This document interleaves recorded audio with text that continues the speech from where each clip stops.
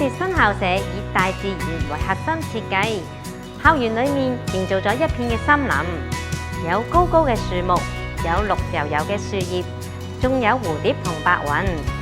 而圍繞住校園嘅課室窗門，亦帶住大自然同基督教信仰嘅色彩，特意將大自然引入喺校園嘅裏面。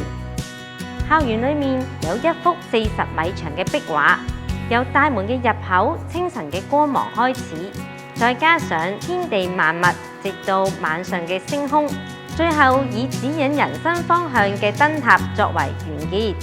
當中唔單止俾小朋友感受到上帝創造嘅偉大同美麗，同時營造出充滿生命力嘅校園，令小朋友更能喺校園裏面愉快且大有活力嘅咁去學習。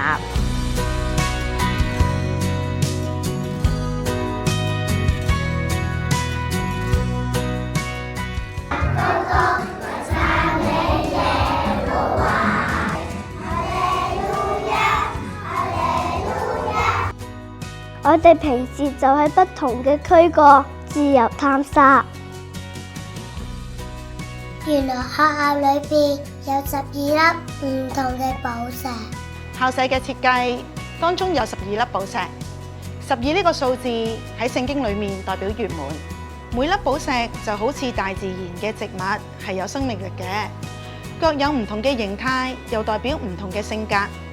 不斷成長嘅小朋友，上帝給予各種嘅恩賜，都係寶貴、獨特同有活力嘅。我哋而家就帶大家去丁角路正校睇下啦。咦，你睇下我哋嘅同學仔喺度練習緊小綿羊步操。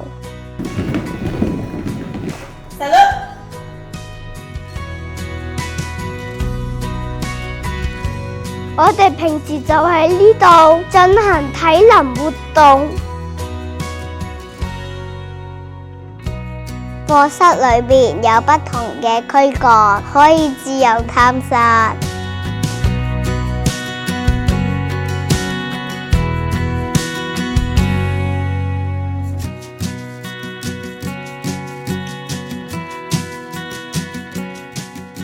我好肚餓啊！我哋差唔多食飯啦。